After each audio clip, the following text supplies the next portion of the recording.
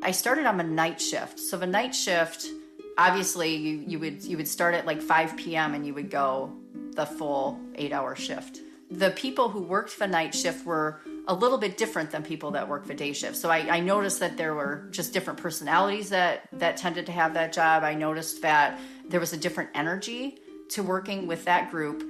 Working in that job really helped me to understand that I shouldn't make assumptions about people.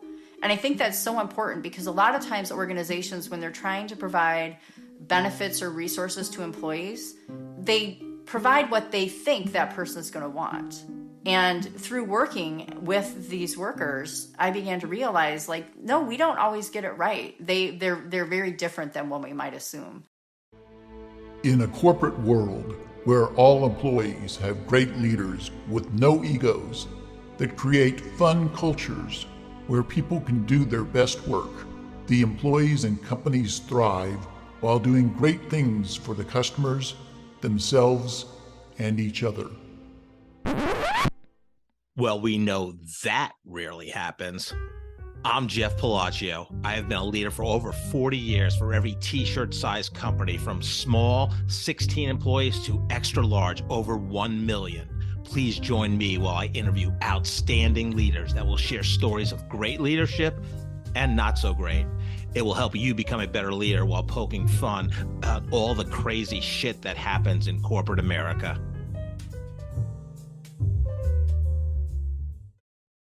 Hi, I'm Joe Deshawn, and welcome to the Corporate Couch with Jeff Palacio. Today's episode is brought to you by Palacio and Partners, providing turnkey podcast creation, hosting, production, promotion, and related creative resources for you and your business. Today, Jeff is interviewing Jessica Grossmeier.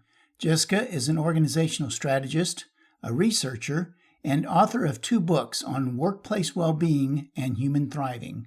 For more than 30 years, she has studied what drives sustainable human performance, and she has helped organizations demonstrate the value of investing in the conditions that make it possible. She helps leaders identify those conditions and design them into new ways of working for the benefit of people and the organization. She is a senior fellow at the Health Enhancement Research Organization. She chairs the Workplace Wellbeing Initiative of the Global Wellness Institute and has authored more than 80 peer-reviewed articles. Let's listen as Jeff talks to Jessica.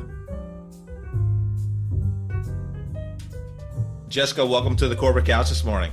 Hi, so good to be here. Thanks for having me. The famous First Lady of Sales, Dr. Cindy McGovern, introduced me to you, as well as probably 10 or 11 other high-powered women executives and authors, and so very honored you came on the podcast, so thank you.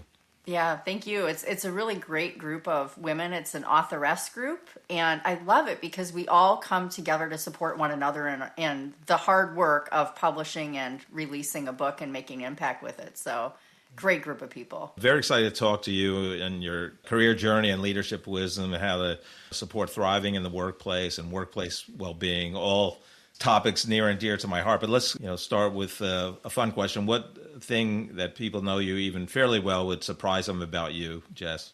The thing that constantly surprises even my close friends is that I am an introvert and I don't like to be the center of attention. And the reason that surprises them is because I speak a lot for my work. And in fact, I am currently a professional speaker part of the time. So people are like, how you seem so comfortable on stage. And I'm like, well, it takes a lot of effort. And for me, it's about understanding how the kinds of conversations I want to have that won't totally deplete my energy and the kinds of conversations that I need to have to restore it. And then what are the things I need to do to give myself the energy to show up in the way that I want. So yeah, a lot of people don't think I'm introverted, but I love my downtime. I think I could be a hermit and be just fine. Yeah, there you go. Yeah, I totally. I've interviewed a lot of keynote speakers, a lot of people that speak in public all the time, CEOs who are obviously always on. They say everybody thinks I'm an extrovert, but it drains me. I'm wiped out. And yeah, totally get that. And a lot of actors are like that. Great Robert De Niro is very introverted, but he'll go on talk shows. He's obviously one of the best actors of all time. And he's like that, and I even think like Robin Williams, believe it or not, was introverted.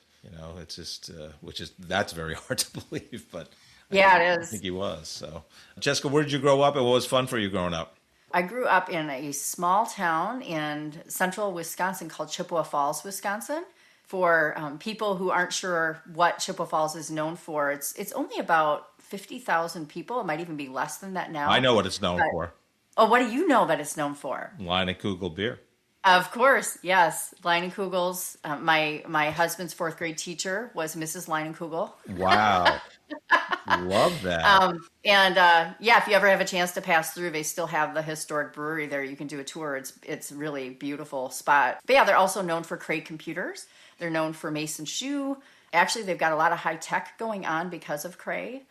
So it's a great place to grow up. Yeah, nice. Very nice. Wisconsin's beautiful up there. I vacationed a couple of years in Clear Lake, Wisconsin. So I think we passed through Chippewa on the way from Kansas City. I'm not sure of that part, but I knew a lot about beer. So that's why I knew about Chippewa. Hey, did you know, Jeff, you can do a beer tour in Wisconsin? A beer tour? Yeah. Well, A beer tour. Yes. Like, yes, like a driving tour of Wisconsin and hit all the little yeah, microbreweries. kind of like playing the Robert Trent Jones golf trail in Alabama type thing. Yeah. Yeah, you can do that. And they have a parallel mustard tour because it's very German. There's a lot of German influence. And so you can do your beer and you can do your mustard and you can have tasting tours all Probably over. a brats tour, Johnsonville and all that. I mean, Well, yeah, that's why the mustard. exactly. I love it. I love it. What was fun for you growing up? What you love doing? There are so many things that I loved about growing up. I think if I had to pick one thing that I see in myself as a child that I still absolutely love today is reading. I actually had a hard time learning to read, but then once I picked it up, I just would read anything I could get my hands on. And so in high school, the little money that I had from doing all sorts of odd jobs, I spent it all on books. There was something called Book of the Month Club. That's where all my money would go. Wow. And it wasn't for teen fiction. I remember burning through a whole series of books by Stephen King in fifth grade. I read The Godfather that summer as well. Oh, wow. And a lot of my high school reading was nonfiction, so memoir, biographies. And I really enjoyed reading about physical fitness and diet and that sort of thing because I was trying to optimize my performance as a springboard diver. I was a competitive diver all through high school. And so I started to pick up, oh gosh, if I take care of myself and I take care of my body, I can perform better at whatever I want to do. Yeah. And so I loved reading, still love it today. And my husband finally got me a Kindle because I would fill a suitcase full of books when we went on vacation. Yeah, that's funny because I do love the physical books, but I do love the Kindle for the travel and just so nice. I actually went back to my old Kindle or whatever, the Kindle White or whatever. It's so good and it's light and it's great. Obviously, you didn't start out as a springboard diver. What was kind of the early activity, in sports or fitness that kind of you gravitated toward that later on in junior high school, probably? Yeah, so I started with running, I believe, in junior high, and there was it was part of physical education actually, and I caught the attention of the phys ed teacher. He said, you're really good at running. You could be really fast if you wanted to be. And so because of his influence, I actually started running on my own. And this was like in 7th, 8th grade, which was pretty early to be part of, just self-motivated activity. We also grew up on a lake, so I would constantly be in the water. So no surprise that I ended up spending 6 years of competitive swimming and diving after that. Yeah. But I pretty much did any sport that I could do. And for the size of the community that we actually had a pretty big public high school and we had a lot of different sports for girls. And so I did cheerleading. I was on the dance line for a little while. I did a lot of different kinds of sports. And so it was fun to be able to experiment and find the thing that worked for me. Did you ever break out some dance routines on any of your keynote talks for groups?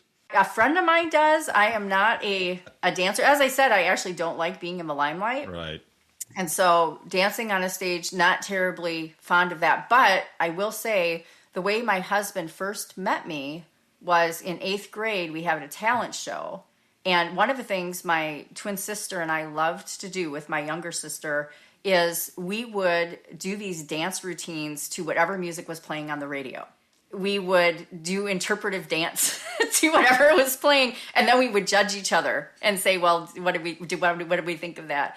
And so I absolutely loved movement. I loved music, and I loved moving to music.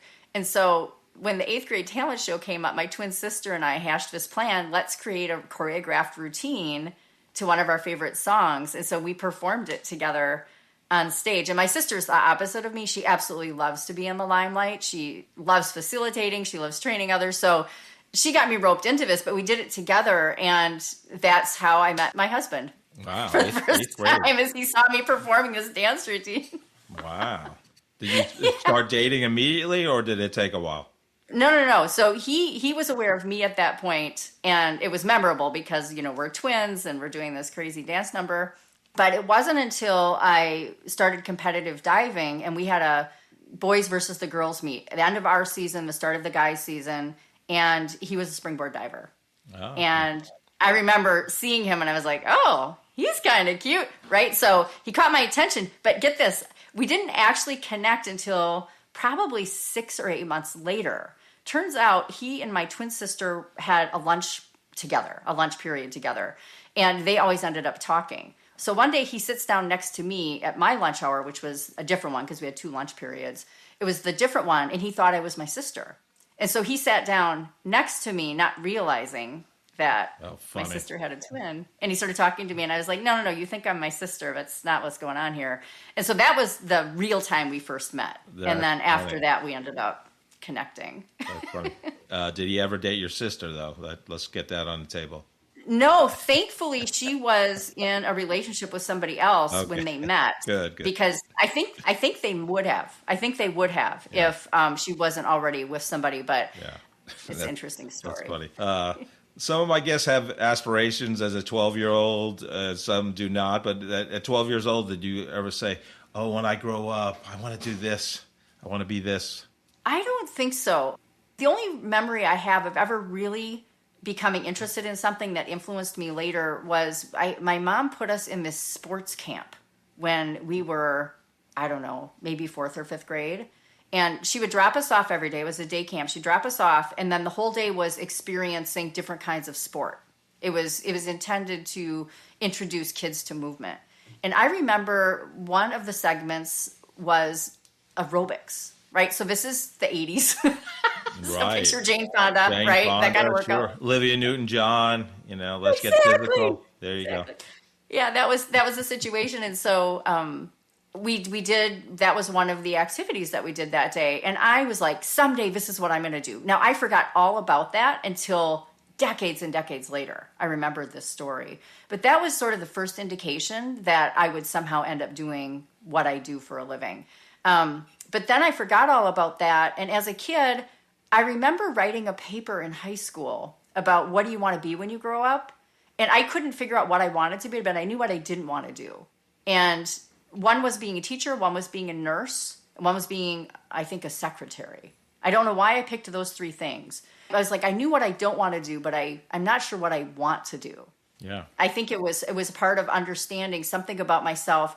I don't know enough about the world to understand what my options are. Right. Like I knew that at a pretty young age. I knew that there was a lot I didn't know, and I needed to get out and experience the world and allow it to take me where it was going to take me. And actually later on in your career, you did a brief stint. You taught stats to nurses, I think, or something. Oh my gosh. So you kind of helped that, you didn't go into nursing, but it's interesting. Yeah, I ended up teaching nurses. Isn't that funny? Right. So there you go. Yeah. I know you graduated with a kinesiology and exercise science degree. Was that your original major? Obviously, you were into fitness, well-being early on. A lot of people change their majors. What they started with, they don't end with. What was your story? When I was in high school, we had a lot of electives we were allowed to take. And as I said, it was a pretty great public high school. there were a whole series of business classes. I knew that someday I wanted to be in the business environment. And so I took every single business class they offered, no matter what it was. So one day, it's my junior year of high school, and I'm filling out all of these scholarship applications because we couldn't afford to go to college, so I needed to get a scholarship. My business teacher said, well, where do you want to go to school? What do you want to do? And I'm like, well, I don't know. I was thinking, maybe I could do something in business. I'm not really sure. I might end up doing something more administrative. I thought maybe a paralegal. And she said, well, why not a lawyer? And that was a real breakthrough moment for me because she saw something in me I didn't see in myself. I didn't think I could do a 4-year degree. And she's like, no, you're smart enough. You have the grades. You could definitely do this. Anyway, so I ended up going to school and I was like, well, what do you need to be a lawyer?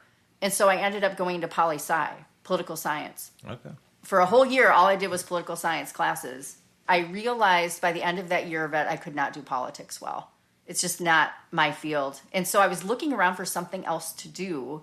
And I just happened for fun to be taking a nutrition class. My last semester, my freshman year, I sat down next to somebody and I asked her, she was a senior, and I'm like, what are you going to do when you're done? And she said, I'm in this degree called corporate exercise management. And it's where you go into companies where they talk about fitness to their employees. And I was like, you can do that for a living? She's like, yeah, this is the degree. And so I immediately switched my major, and I haven't looked back since.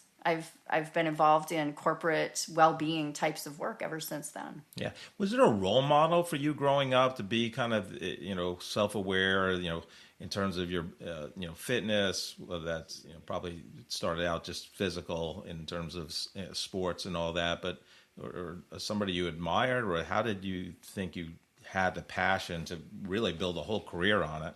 I think it was just really being tuned into what I enjoyed and what I found interesting. And I can't say that I had a role model and said, I want to be like that person, or I want to do what they do. I grew up in a very blue-collar household. I was raised only by my mother. Our dad wasn't around, and she worked a lot of different jobs to try to make ends meet. And so I didn't have necessarily that influence growing up where it was like, this is what it means to be in business. This is what it means to even go to college. Right. because we didn't have those kinds of role models growing up. I always like to ask the guests, because I still remember, even though it was a long time ago, how terrifying it is to graduate college and get a job. And so what was your experience getting that first job post-graduation? Well, it was really seamless, actually. The program I was in required an internship. And so, it was a very specialized degree at the time. It was called kinesiology, but it was really focused on, at that time, there was a trend of putting fitness centers in organizations. And so that was what we were training to do, is to run fitness centers in different companies. And so I did my internship with an organization in Minneapolis, Minnesota, which it's still around today under a different name than it was back then. I was interning with them, and that's what they did, is they placed people in different organizations doing health promotion, wellness kind of work. And I ended up getting my first job right out of that internship. They'd seen enough potential in me to say, you know what, I think she'd be a good fit. And so my first job was at the UAW Ford Twin Cities assembly plant. They were one of the largest manufacturers of Ford Ranger trucks back then. And they had a fitness center up on like the third floor. There's a little crow's nest in the plant. And they had a fitness center up there, and we ran programs out of it. And that was my first job. I got it right out of my internship. Wow. So it's a pretty linear job path, actually, when I think the it. Oh yeah, we're gonna chat about that. Yeah, I'd like to go back. I saw that you were at the Ford UAW plant in the wellness center. What did you take from that experience? Like, I've been involved in big companies. Sprint had their fitness center and things like that. But was it different, or was there learnings to kind of work with frontline workers? I'm assuming they're the assembly line workers and supervisors.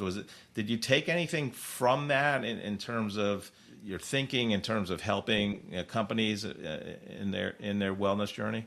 Yeah, it was such a rich experience, and I'm so grateful I got to do it. I was there for, I'm thinking, around 3 years. And I started on a night shift. So the night shift was obviously you would start at like 5 p.m. and you would go the full 8-hour shift. The people who worked the night shift were a little bit different than people that work the day shift. So I noticed that there were just different personalities that tended to have that job. I noticed that there was a different energy to working with that group.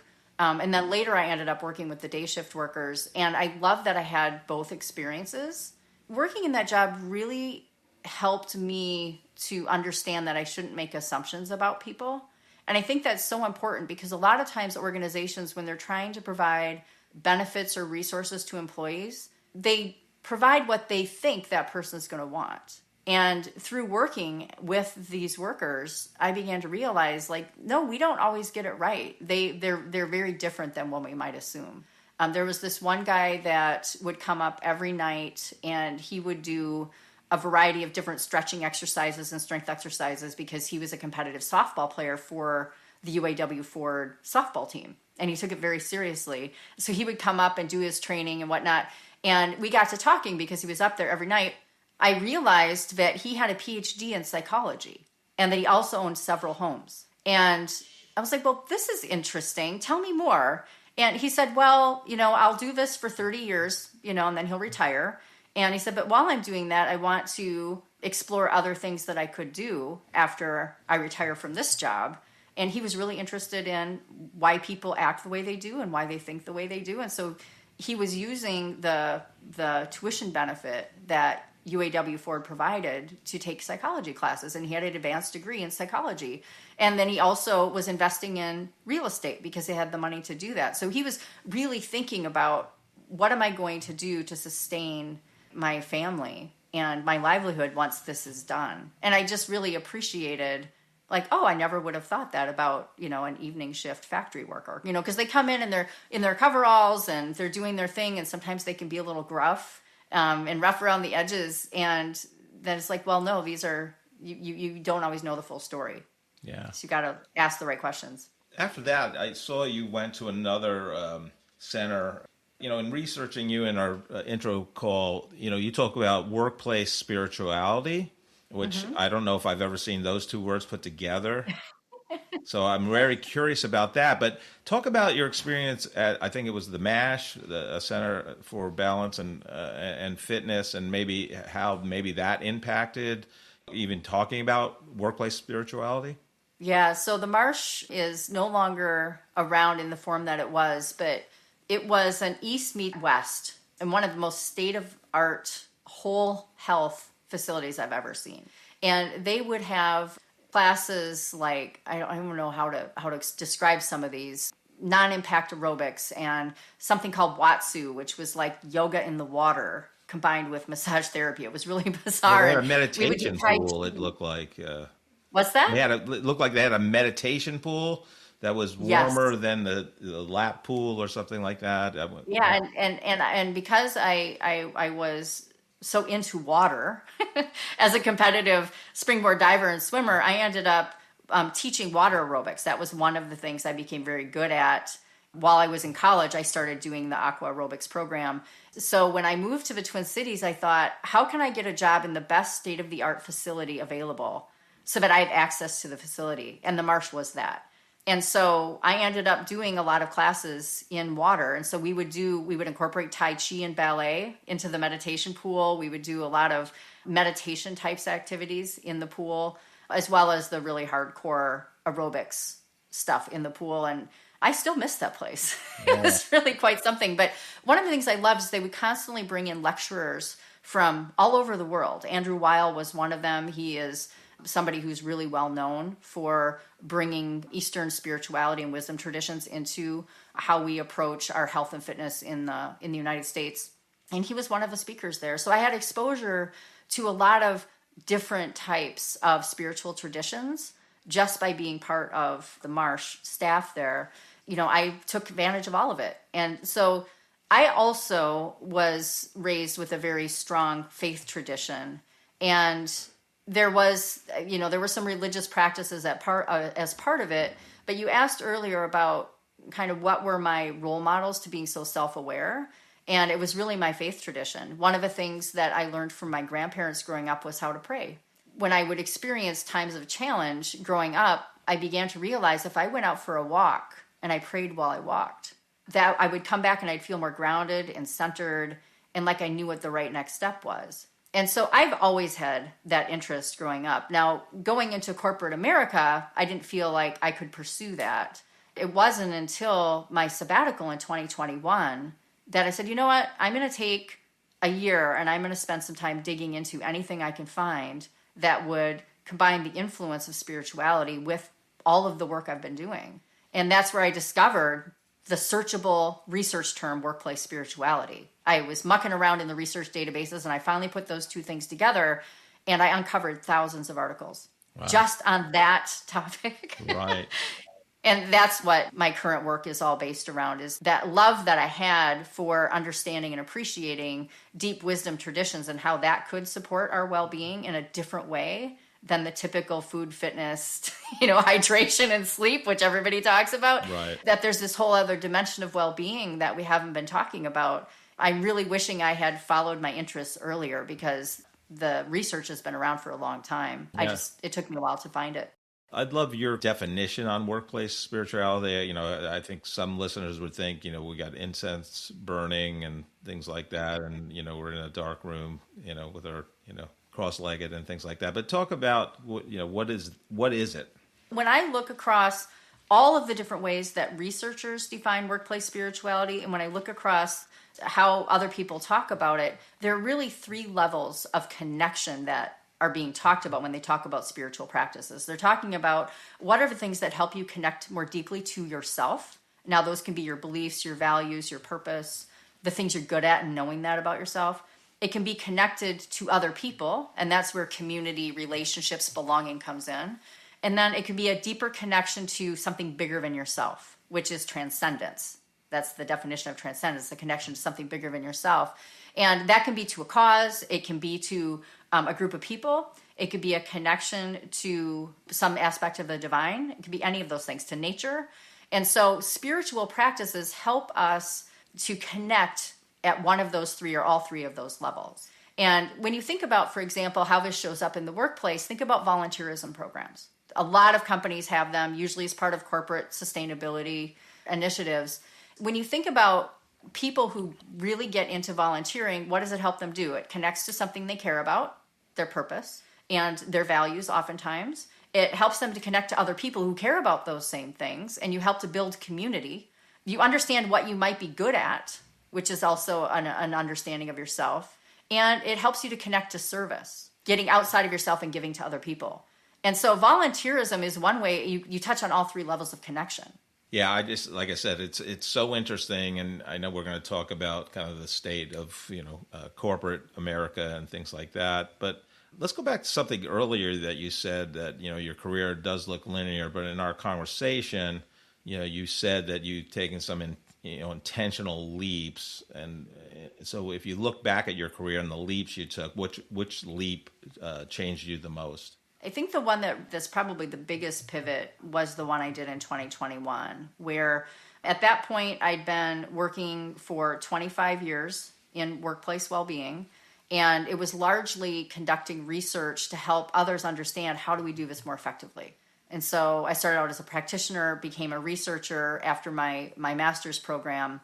After a while, I said, you know what? I'm feeling like this is really good work. It's meaningful work. I'm getting paid well. I'm respected. I like the people I work with, but I felt restless. I felt like I was being called out of my comfort zone, and I was extremely comfortable in this job. I felt like I was good at it. I knew what to do. I could be effective. And I felt this inner restlessness, and no matter what I did, it wouldn't go away. And so after 3 years of wrestling with this, I knew someday I was going to go on sabbatical. I'd always wanted to do one. And I said, you know what? When I turn 50, that's what I'm going to do. I'm going to go on sabbatical, and I'm going to explore this restlessness. that's what I did. And that's the year that I took off. That's when I began to dig into the research. And I just followed the breadcrumbs of my curiosity. And I studied a lot of different things that year. It wasn't just workplace spirituality, but that was the one that really captivated my attention. And I said, you know what? I've always wanted to dig into this. Let me dig into it. I started to incorporate, what does spirituality look like for me? How do I design the daily rhythms of my life to support what I believe are spiritual practices that fill me up and help me to recharge? And so that entire year was an experiment in creating those practices, because when you wake up on sabbatical, you can do anything. And it was COVID, pandemic. We couldn't go anywhere, not even to the park for the first few months. I was like, well, what do? I'm at home. My husband's working. We had to cancel all our travel plans. And so I decided to just dig into this and to try to build a set of practices. And so as now I return to full-time work doing this, speaking, advising for companies, I still have those practices that I created during that sabbatical year. And I fiercely hold on to them because I know how they restore me and allow me to show up at my best, most aligned self and to bring my best into my work. What made the sabbatical, you prepped for 8-ish years, it sounds like. What made it like intentional instead of like an impulsive decision? Yeah, well, I sat with it a lot, and I would talk to anybody who had done one, and I would ask them, how do you do this? How do you get it paid for? What's the structure of it? And there hasn't been a lot of guidance around sabbaticals until very recently.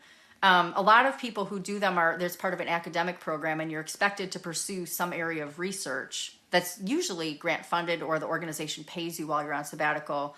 I didn't have the ability to do that. And so I'm like, you know what I really want to do is I want a wide open, non-committal space where I can really explore what I want to explore. And so I realized if I had tried to pursue a grant and done some research for somebody else, I wasn't going to be giving myself that space. And so I realized I needed an open-ended sabbatical that did not allow me to go back to the super comfy job that I wanted. So I gave my notice there. It was the right thing for the organization at the right time, and it was the right thing for me because I needed to be able to pursue the direction I wanted to go in.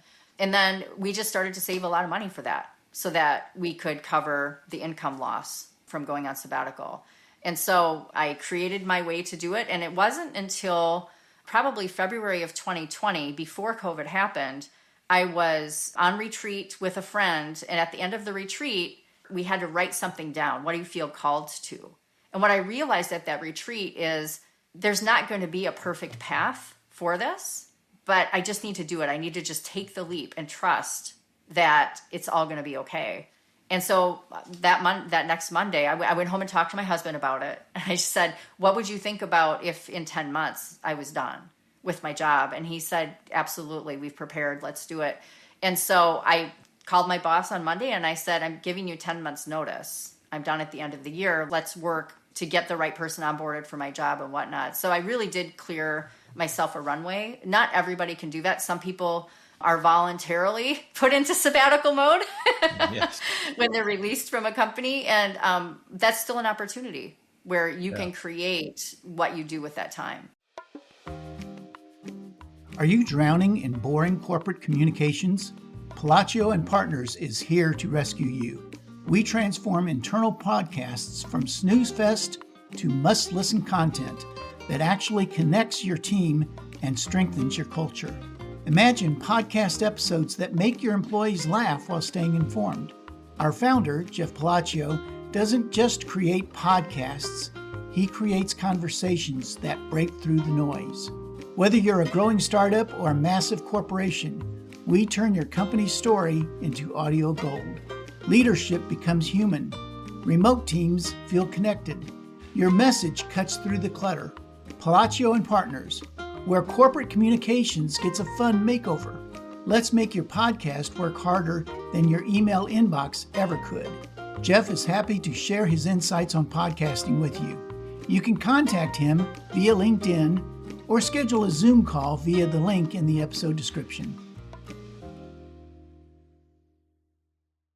What advice would you give somebody that you really would love to take a sabbatical, but realistically, can't leave their job? Any advice there in terms of that? I struggled when I was in my early 40s with burnout and feeling disengaged, lonely as a leader, didn't feel like I was getting joy out of my work anymore. And that's when I first started to think maybe I need to do something different. I think the seeds of restlessness were starting in me then. I wasn't in a position to leave my job. I realized, no, I'm doing good work here, and I'm not done doing the good work that I think I can do with this organization, but I am burnt out, and I'm not feeling connected to the work anymore. What do I do? That period of working through those feelings and not quitting my job really helped set the stage for what I would later come to study in workplace spirituality. How do I reconnect with my purpose? How do I feel like I'm aligned with my values in my work? How do I have more meaningful relationship with other people that I'm working with? All of that spiritual work I worked through as I was going through burnout and trying to not quit my job, but try to find the joy and the spark of energy that I had once had in that very same job. Right. Like I just lost it. And so to me, that is actually the spiritual path. When we start to ask ourselves questions, what am I really doing? Why does this matter? What am I here for? Those are spiritual questions. And a lot of people are asking themselves those questions today. I just talked with 3 people this past week. All of them are feeling kind of fried. They're feeling disconnected from their work. They're not feeling the energy they used to have. And they're all thinking of quitting. And I said to them, 1, this is not the market to quit in. Don't do it. I would not recommend being self-employed right now unless you can afford to be. But 2, I'm like, well, there are some things that you can do to help reconnect to the things that bring you energy and joy and fulfillment at work. And that's what I teach now. And so I've been trying to bring some of those things that I learned as I navigated the path back from burnout to thriving.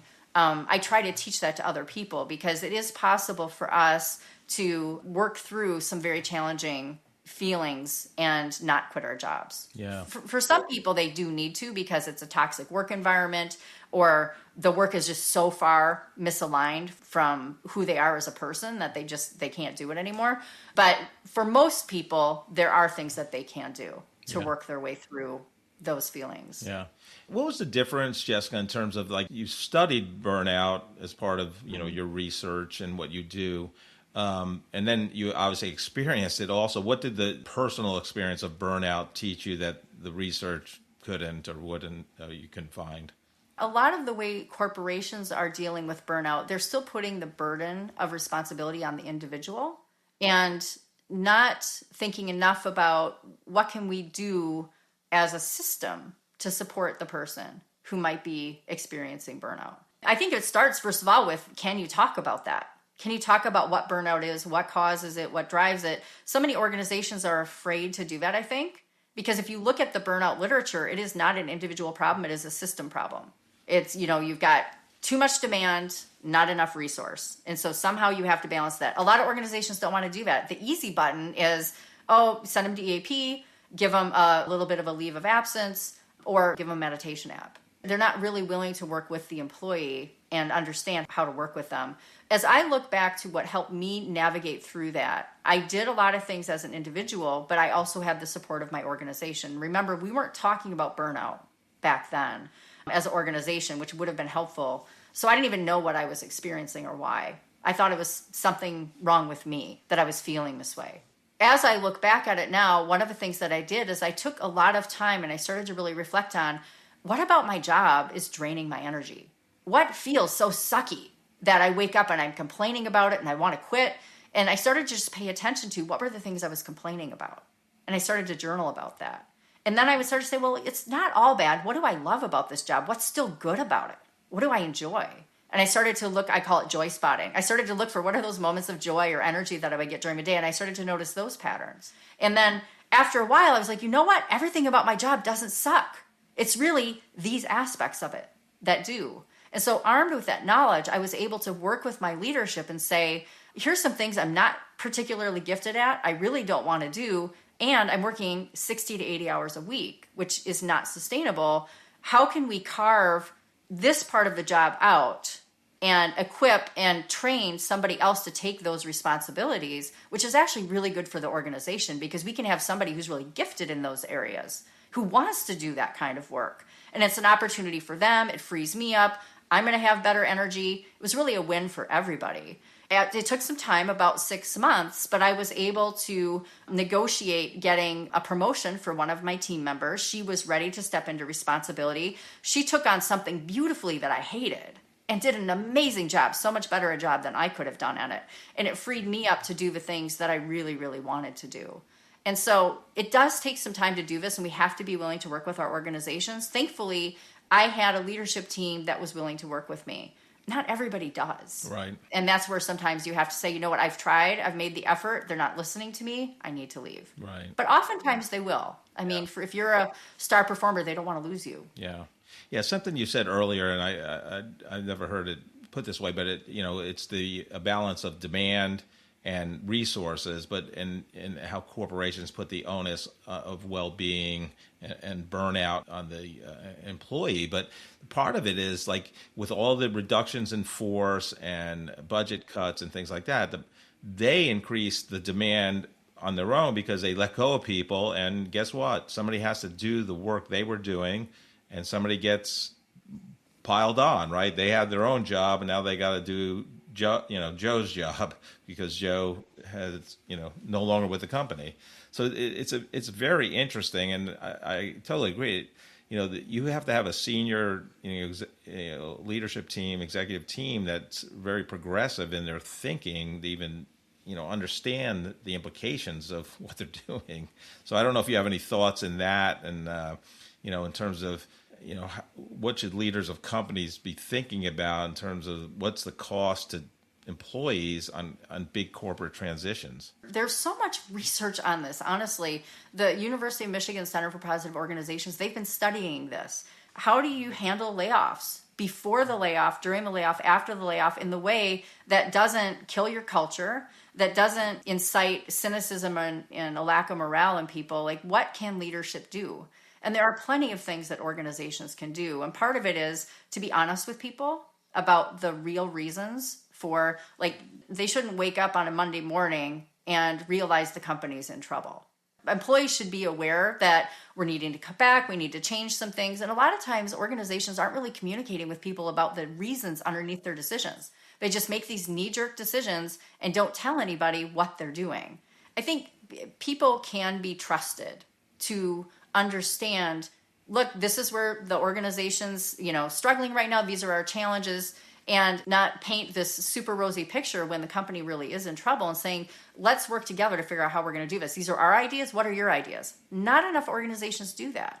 If they actually go to their employees and ask them, we need to cut costs, we need to scale back in these areas, we're going to look to you first for those ideas, they feel part of it. That decision making. I have a friend right now, she works in crop sciences for an organization, and they're in the midst of cost cutting right now. She is going to her team and she is working with all these different nurseries and saying, we've got to cut this much money. I don't want to make those cuts and just decide what we're going to do, which a lot of leaders would do. She's meeting with the individuals and saying, where can you scale back? Do you really need these many plants? And she's working with them to create the solution, and then she's bringing back to her leadership and saying, okay, this is what all of my teams have said is the way we need to cut back, and we think this meets your number. It's just a whole different way of operating, and not enough organizations really trust their employees enough to give them that. And it doesn't matter of a job. You can be in a manufacturing, you can be in a bakery, you can be in a bank. It doesn't matter. Your people know the job. They understand the challenges, and they understand what's not working. And so if you go to them, they were often times going to have ideas that could save you money, make things more efficient, and they feel like they're part of it, which makes it easier to accept when changes are made. I want to go back to a story you told me, the voluntold story, where you were, and you had to tell 50 to, 100 clients of yours that you were leaving on your own accord where it wasn't true. And talk about that whole experience, and what was the emotional toll and lessons learned that you took away from it? In some organizations, there's this, we need to cut force. How are we going to communicate about that? One thing that's really challenging is when people are being told to talk about it in ways that aren't really true. That was the case for me. I was tasked with going to every single client and telling them that this was my idea, that I was no longer wanting to work with the organization, I was leaving to pursue greener pastures or whatever. And it absolutely wasn't true. And I still run into people who feel like I abandoned the organization at a time of really, really major change. That's really tough because I never got to share my side of the story. They didn't allow me to send a, hey, all, it's been great working with you. I've so appreciated all the things that I got from this company. I wasn't even allowed to send a goodbye email. People weren't allowed to celebrate or send off anybody that had been working there. It was really a rough situation, and it just breaks down, even to this day, relationships between people when it's just unnecessary. And so it causes real enduring harm to people. Yeah, because you're not in alignment. You're in a constant state of struggle mentally because you're telling people one thing and it's not true. So it had to be a very stressful time in terms of that. Yeah, I went through something similar, not to that degree. My peers knew I was leaving, but no one else did, and I couldn't even tell anybody outside my spouse. So I can definitely see how that would have been very, very, very difficult. When did you realize that workplace well-being wasn't just a benefits problem, but more of a design problem? Well, I started to do research on organizational culture probably back in 2008. One of the data sets I had access to was all of the book of business data for the products that we were selling as a company. And I worked for a wellness company. So we were a national provider of health promotion services. And we had access to all of the data that we were collecting to evaluate were the programs working as intended. And so we started to look at the data and realized that we could take the exact same product or service. And for some organizations, it worked great. And we saw health improvement and people were doing better, less injuries and whatnot. But then in other organizations, people actually weren't doing as well. And so we scatter plotted it. And we saw this clear differentiation between the outcomes. We said, well, what is it about these organizations? So we started to study it. And we knew enough by then that we're like, well, it probably has something to do with leadership behavior. It probably has something to do with the policies in the organization. So we started with a small survey. And we did individual interviews with the account managers working with each of those organizations because we weren't really sure what to ask in a survey. And so we started to do an interview with them. And we came up with all sorts of questions that we could ask. And then we started to ask those more systematically. And that was how we began to design our first culture audits of organizations. We ended up actually developing a culture audit tool that we tested and validated in that organization with the idea that we would go into companies and say, what are you doing as an organization to wrap around the programs and services you're purchasing from us so that it can be as effective as it possibly can be?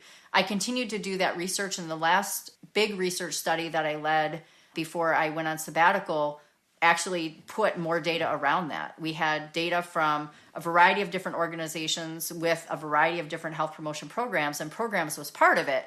What are the benefits, the resources, the programs you're offering? But then what does the leadership behavior look like? What are the policies? What does the work environment itself actually look like? And what we found is the programs, to some extent, they were important, but you were only going to get the maximal outcomes you wanted from those programs if you had all these other cultural pieces in place. I've been studying organizational cultures for a really long time, and that's what I talk about now is programs and services are really important, and they have the opportunity to benefit people in significant ways. But if they don't have the support around them to do the things the program is asking them to do, they won't be successful. And in fact, they'll be more frustrated. They might even fail to achieve the goal you were hoping to see. And then that actually diminishes their agency and their ability to want to make those changes in the future, like quitting smoking, like paying attention to their weight, like working on their stress. Like you can't just tell people that it's all on them and not provide the environment to support it. You talk about human-centered organization. So what's a truly human-centered organization doing differently when things get hard? The company's having issues or economy, and they're strongly impacted by the economy, or just they lost a major client, or what are they doing differently? It's not that they're not going to have the same challenges as everybody else. Everyone's struggling with the economy. Everybody's trying to figure out how to deal with AI. The question is, when you make a decision about how work is going to function, a new policy, a new practice, some sort of cutback in a resource, it's putting in the decision what will the impact be on our people? How is this going to influence our people? And so let's take layoffs, for example. We see organizations taking a lot of different approaches to layoffs right now. One that I saw recently that I thought was done well, they communicated with people ahead of time. Layoffs are coming. We're giving you a couple months notice. We're being very deliberate about trying to understand how we're going to do this. We know we have to do it. I don't know if they were getting employee feedback about that or not. I don't know enough about the case example, but they were letting people know. And then when the day came, there was a very thoughtful communication to people about, here's how you know what your status is. These are all of the resources and supports we are putting in place to support you during the transition. So your last day of today is right now. You can turn in your laptop in this way and your accounts will be turned off this way. But for the next 6 to 8 weeks, your responsibility is to figure out how to access the job transition resources that we have available to you. We have coaching available to you. This is how we're going to support you financially through this time. Don't worry, your benefits aren't going away just yet. You've got a couple of months. We're going to give you some runway to get yourself situated to deal with this. And they provided a ton of support around it. That's a really different approach to, you had no idea you were being laid off until you couldn't access your email that morning. Right. Which some companies are doing. And then people are like, oh my gosh, like there's all of a sudden this realization they've been laid off. They find out in some crazy arcane way, and they don't even know who else has been laid off. One of the things I love about this best in class example I'm providing is they actually created a private social media account just for what they called the alumni. We are creating a group just for you to connect with other people who are in the same situation as you are. So they created a safe space for them where they could go and find the resources they need. They could understand who was in the same situation.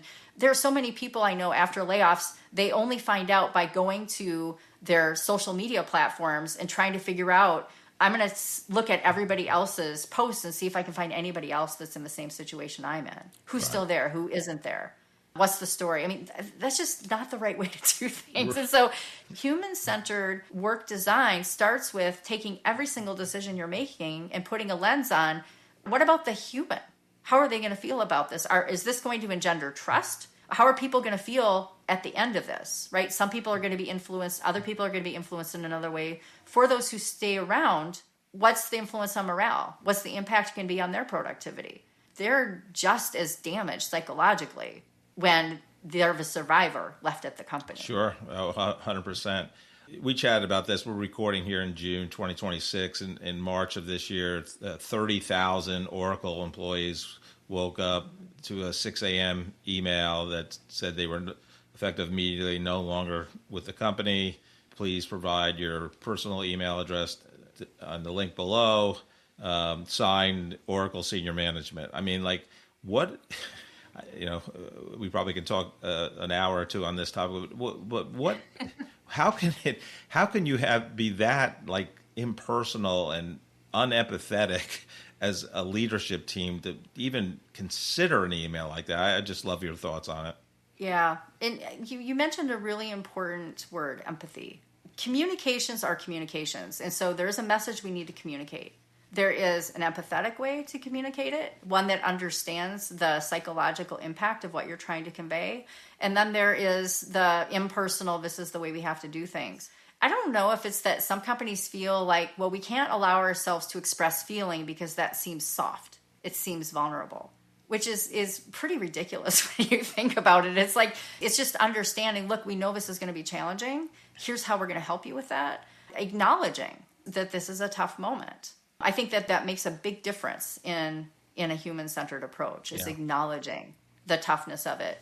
Why organizations are choosing to do things the way they do is really a mystery to me, to be honest with you, because when you look at the vast amount of research out there on how to do this well, there are leading companies that have demonstrated you can do this well. And even if you do it poorly, there are some ways you can make your way back. So one of the stories that I shared in my first book, Reimagining Workplace Wellbeing, is the organization Softway. So in 2015, the CEO was told by his advisors that he needed to perform this very in his mind, inhumane way of laying people off. Now, when I think about what they did versus what I'm seeing today, what they did is actually much nicer because at least they did it in person. And they had all of the people who were being laid off in one room, and they had all the people who were staying in another room, and they had human beings there to give them the message. He still felt like, we couldn't actually answer any questions. We weren't really doing it in the right way, but it was better than what we're seeing some companies do today. Anyway, he came off of that experience and he had a real moment in his heart when he was like, this isn't the kind of leader I want to be. I don't like what I just had to be part of.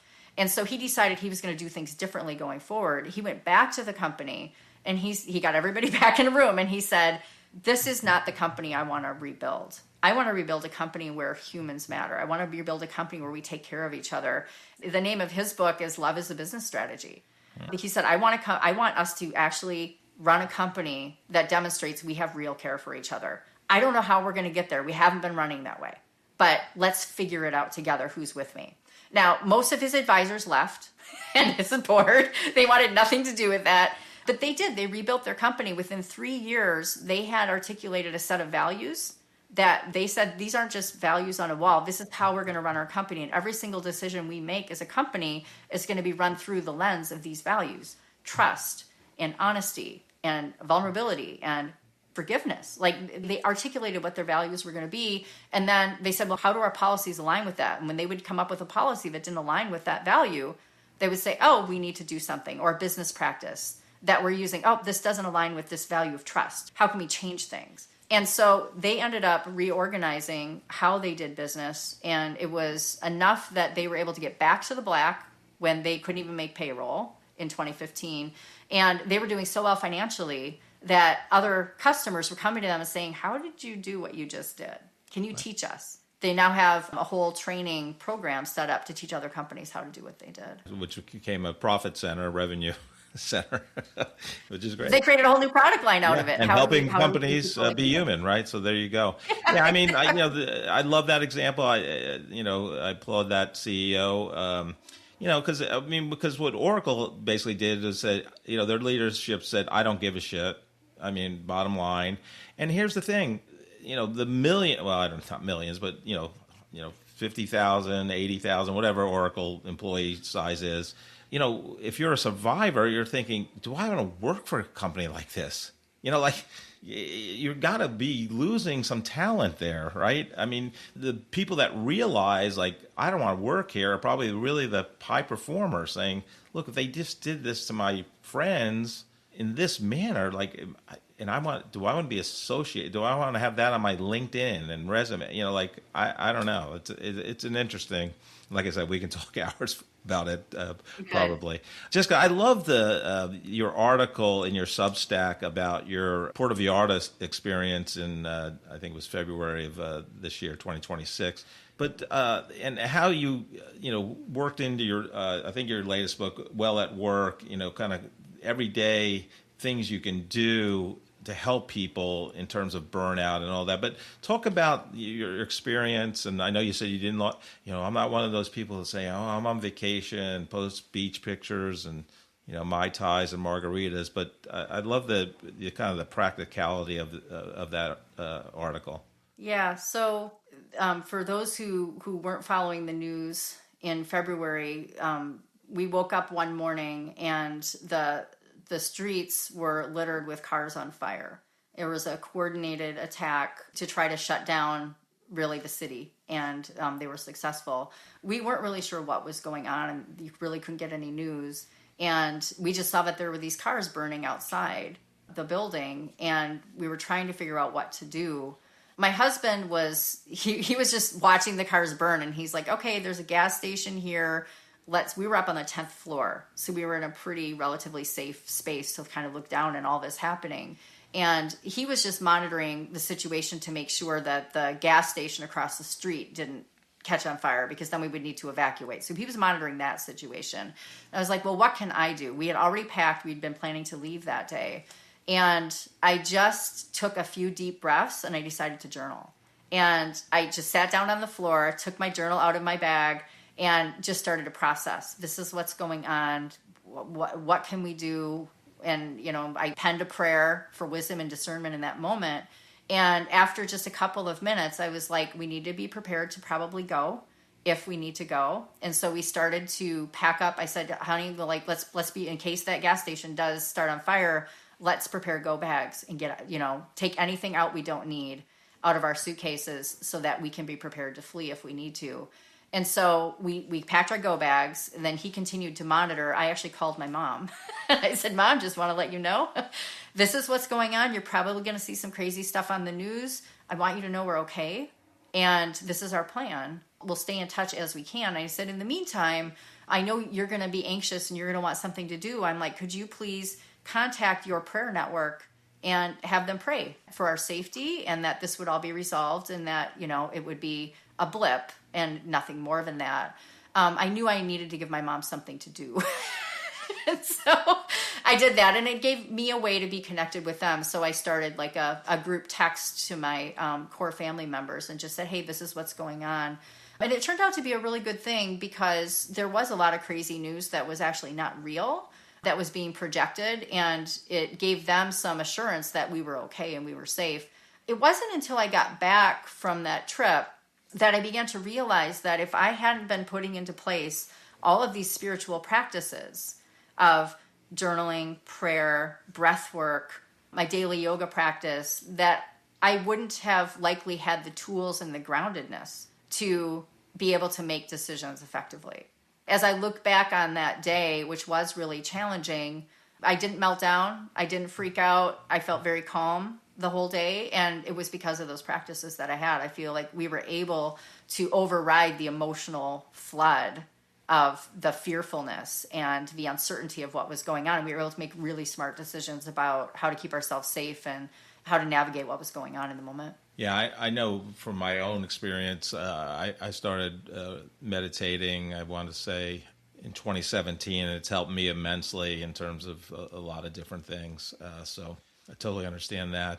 I'd love to help two groups of people. One's that recent college graduate, and I'm going to expand it a little bit, even those college graduates that are kind of a couple of years into their professional careers. But what's your advice for them as they get that first job or begin their professional career in terms of thriving at work and kind of embracing some of the more I'll say unorthodox ways, even though I think it's orthodox in terms of workplace spirituality? What's your advice to them? This is the lesson that I wish I'd really understood when I started my first job. And that's that how you do your job is as important as what you do for your job. So my advice is pay as much attention as you can to how you're going about meeting your goals as you do achieving the goals themselves. That was something I didn't understand and appreciate until much, much, much later in my career. And it got me in trouble early on because, as a young 20-something, I thought I knew everything. And I was very goal-oriented and very achievement-oriented. I would steamroll anybody in the path between me and my goal. I share this in my Well at Work book, the story of my very worst performance review. And it was from a manager that I was working under at the UAW Ford Twin Cities assembly plant, which is where we started this interview. He actually told me in my performance review, you're crushing it on the performance goals. And you guys, you're getting stuff done. You're efficient, that sort of thing. We can rely on you. You show up on work on time. But your colleagues are feeling steamrolled. They don't feel like you're very friendly. In fact, they feel like you're prickly to be around and they don't want to work with you. And I'm like, oh boy, that's an issue. And so he said, you need to pay attention to your relationships and how you interact with other people. I had this cavalier attitude back then that, well, we're a results-oriented organization. It doesn't matter. All this other stuff is just fluffy. And I began to realize, no, like you need, if you're going to actually really perform as a team and to meet the organization's needs, it does come down to how you do the job and not just what you do for your job. Yeah. So that's my biggest lesson to pass on. Yeah.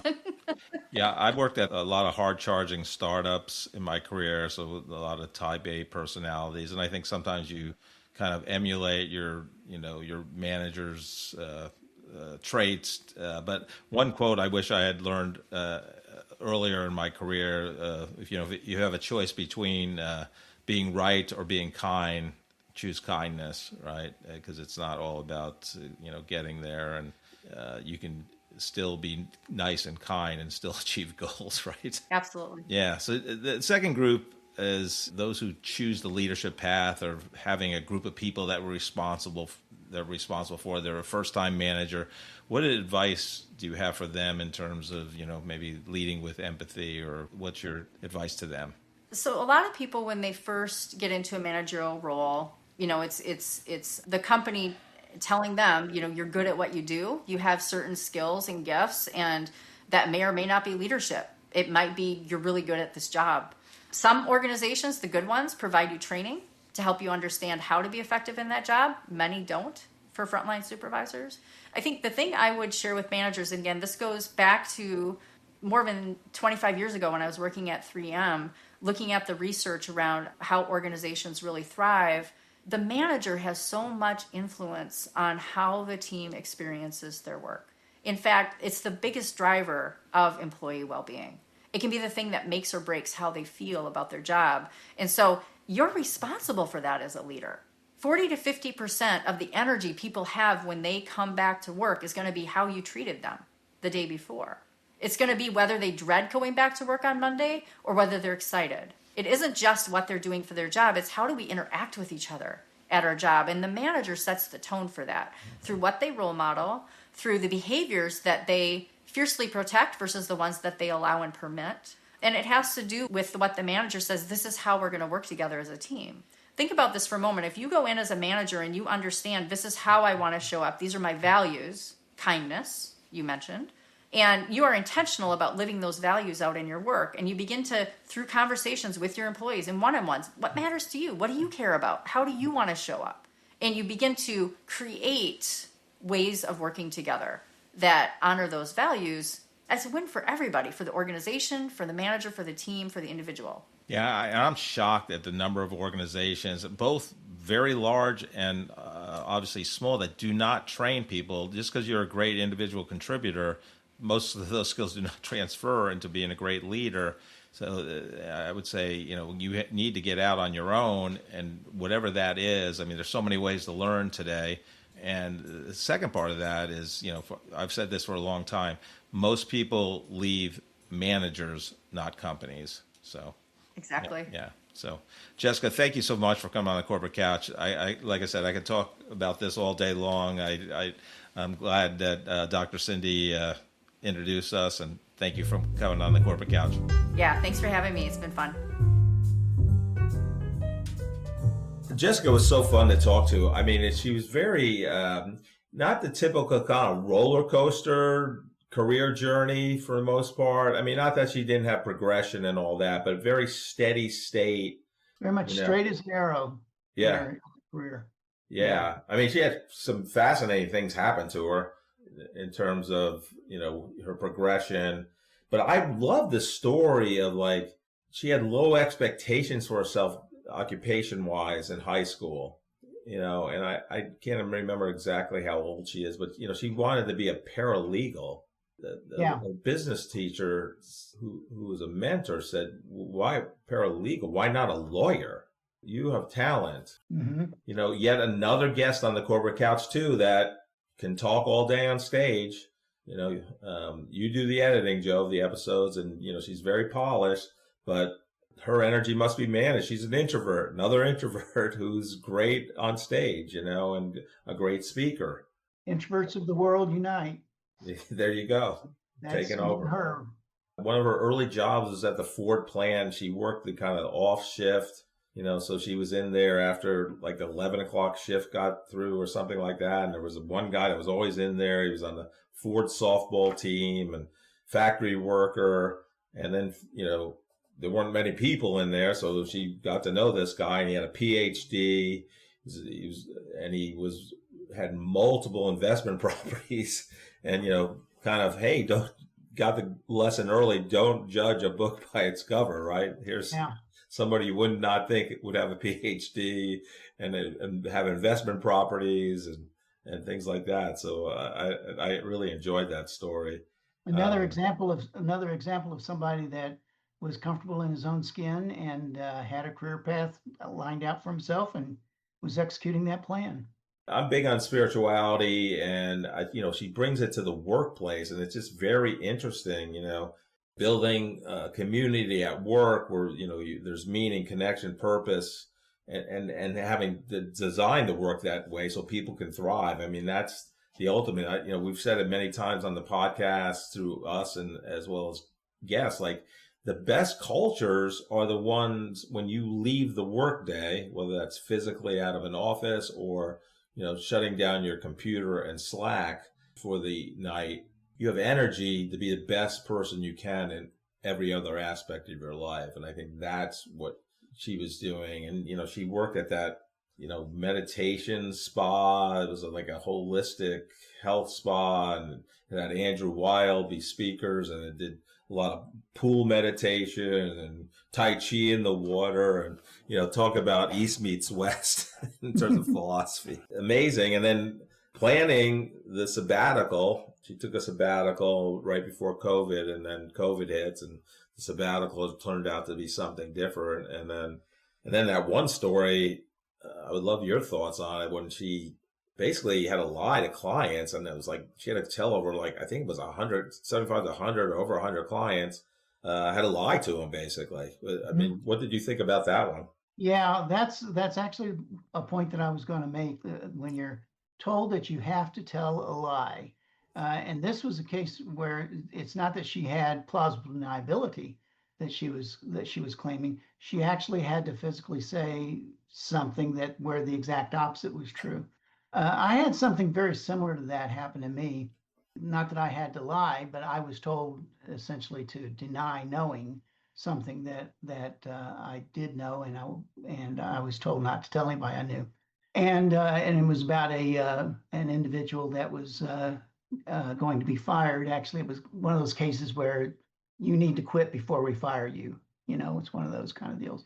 And I had another friend, a girl that was extremely intuitive. That is, she knew everything that was going on. And the day that news was going to drop, later in that afternoon, she came up to me and she said, something is going on. I could tell she was confused. Something is going on. I don't know what it is. Something's going on. Do you know anything about it? And I had to say, no, I don't. Now, I knew everything about it, but I had to say, no, I don't know what you're talking about. We got this meeting this afternoon. You'll find out as soon as I do. And then when it all came down after that meeting, she came up to me, literally poked her finger in my chest, crying her eyes out, saying, you knew, didn't you? Oh, man. And what do you do? Right. What do you do? Yeah. No, and I'm sure you felt this way. I mean, and Jessica had to be like, you're not in alignment. Like, it drains you in every which way, emotionally, physically, mentally, like you're not in alignment. You're like, you're not telling the truth, like you're holding it in. Then think about, she had to tell, I'll just say 100 clients, so she had to do that over time. You only had to go through, maybe a day or two of it. But it was pretty traumatic. Yeah. So I think the moral of that story is, if you're in management, don't ever put your employees in a situation where they have to lie. Yeah, exactly. But at the same time, if you're in a situation like I was, where I had to lie, I had to lie. Yeah. I could not betray that confidence that had been put in me. Yeah. I just couldn't do it. And although it pained me in more ways than one, yeah, it pained me to say, no, I have no idea what's going on. You'll find out when I do. Yeah. And I don't know if the right answer is, yes, I know, but I basically committed and gave my word. I cannot tell. I don't know what the right answer is. I've pulled that before too. That wouldn't have worked in this case because she would have seen right through it. Right. But I have pulled that before, where I've said, I know some stuff, but I can't tell you. The thing is, if you say that word, I know some stuff, but I can't tell you, that's essentially an admission of what it is. Yeah. But you didn't tell. I didn't. I held on to it, and my chest paid for it. Yeah. Joe, it's a 110 heat index here in Kansas City. What's going on? So when it gets this hot, I try out new restaurants. Really? All the time. Yeah. So last night I went to a brand new restaurant. They had sign in the window that said any breakfast, any time. So I ordered a ham and cheese omelet in the Renaissance. Thank you so much for listening to this episode of The Corporate Couch. If you enjoy the podcast, I would love for you to take 2 minutes out of your day to rate us 5 stars and write a review. Please join me next week to learn from another great leader sharing their professional journey and insights.